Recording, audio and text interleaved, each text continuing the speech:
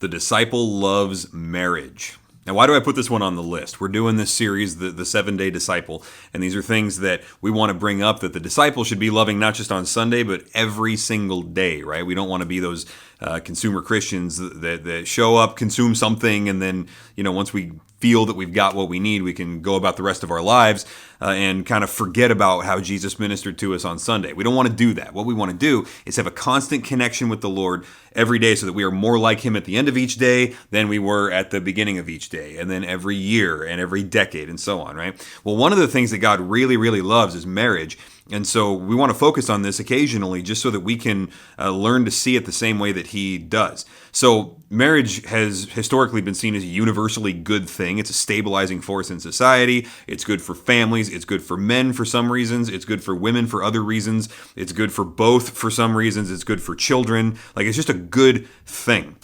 Does it go wrong? Yes, I know. There's all the caveats and there's all of the problems and the abuses and the horror stories and whatever. But all of that is true because when God gives a big, huge blessing, the bigger the blessing, the bigger the downside when it goes wrong, right? It's like the better the gift, the worse the corruption of it. And so marriage is a high stakes thing because it's one of God's greatest gifts, and therefore it can become one of our greatest curses. Or as an old guy told me once who'd been divorced like 4 times, he actually had some good advice. He said, when marriage is going good, there ain't nothing better. And when marriage is going bad, there ain't nothing worse. So whatever you got to do to make it go good, it's worth it.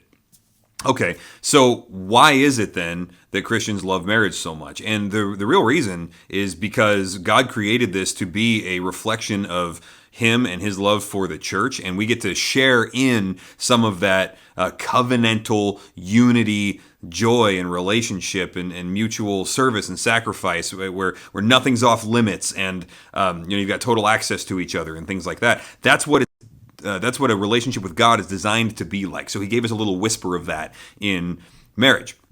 And so like Hebrews 13:4 comes along and it says to the church, let marriage be held in high regard by all, and let the marital bed be kept pure. All right, so marriage is a good thing. And I was thinking about how big of a deal this is to Christianity when my buddy was doing a wedding. He's a pastor. He was doing a wedding not too long ago.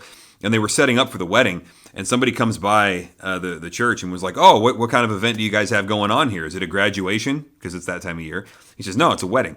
And the person said to him, interesting, man. I haven't been to a wedding that had this much production go into it in a long time. And, in our culture at least, it is... it's not as big of a deal, the ceremony itself, as it used to be. It's still a big deal. A wedding is a big deal, right? But all of the preparation and the colors and the decorations and whatever, to make a big deal about it is a good thing. And it kind of hit me when I heard about that somebody said, oh yeah, I haven't been to a wedding that was this big of a production in a long time. It's like, that's kind of sad, I mean, don't get me wrong. There's nothing wrong with having a small wedding. You want to do the small, simple wedding thing? God bless you. There's nothing unbiblical about it or anything like that. But as a culture, the question is, do we celebrate weddings? Do we celebrate marriages and commit ourselves to help young people, or maybe even old people if they're, getting married later in life, to help them get started in life and in marriage? Do we bless them with our joy and our celebration? And we should. The ceremony is one place where traditionally that happens, and it should happen, but it should happen in many ways because marriage is to be held in high regard. That means the disciple loves marriage.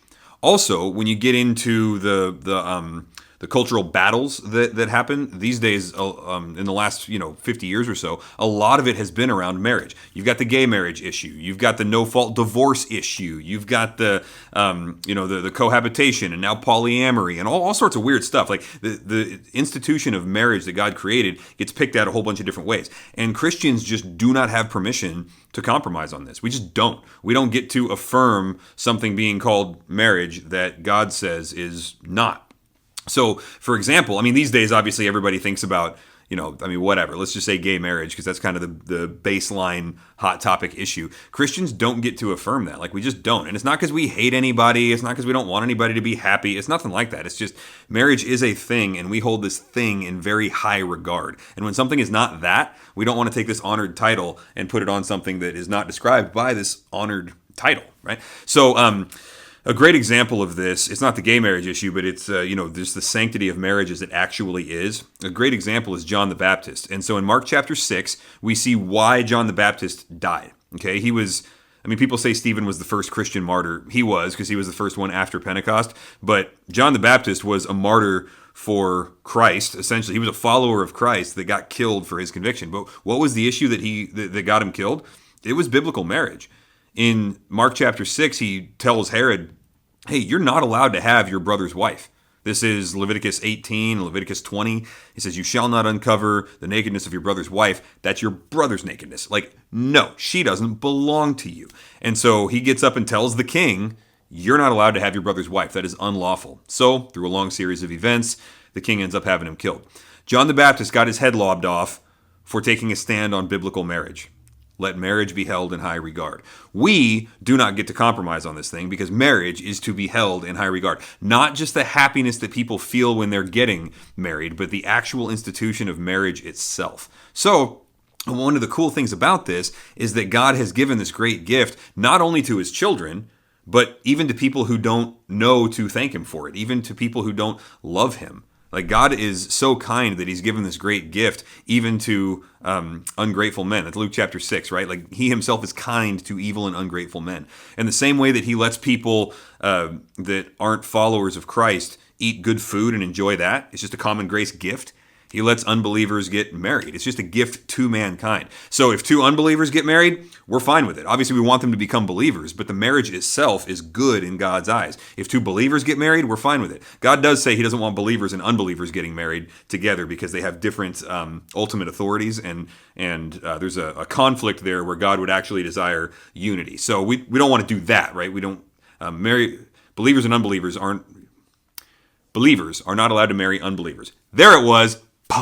But marriage in general is to be held in high regard. So we don't get to celebrate a forgery of it. We do get to celebrate the real thing, even if it's outside of the church, right? Like, we still get to support and celebrate with people who are engaging in marriage. So let marriage be held in high regard. Now, what are you supposed to do with this throughout the week, right? I mean, it's, you're seeing this on Monday morning, or whenever you're watching it, right? You got to go to work. You're going to be interacting with people, whatever. I would just say this. Speak highly of marriage, okay? Let's say you're at work and you're around a bunch of unbelievers and you're in the break room and guys are complaining about their wives and this and that. Just don't join in that. Say something positive about maybe not just your wife or your husband, but about marriage as a whole, right? Be a voice of support for the institution of marriage, because that is God's word on the situation. God's word is marriage equals good. As a general principle, are there exceptions? Are there bad marriages? Sure, we can get into all that later, but marriage equals good. The design is good. The institution is good. And so when you speak highly of it, you are speaking God's word into a situation. So just be ready to celebrate the fact that somebody's married.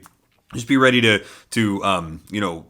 speak highly of somebody's husband or wife, or the fact that they have one or whatever. And that, more often than not, as weird as that kind of sounds to people when they're sitting around complaining about their wives, like, when you say something nice about it, it's actually a breath of fresh air, right? Because this is a good thing. And when we speak negatively about marriage, it's usually because something has gone so horribly wrong that there's a lot of pain wrapped up in whatever they're saying. And so for you to say something positive winds up bringing a little bit of a ray of sunshine into what might be a dark situation. So let marriage be held in high regard among all, and let the marital bed be kept pure. Okay, marriage is supposed to be protected, like fiercely protected. There's boundaries around this thing. And we don't let anything in that's not that thing, right? That's not the marriage itself. So speak highly of it, because the disciple loves marriage.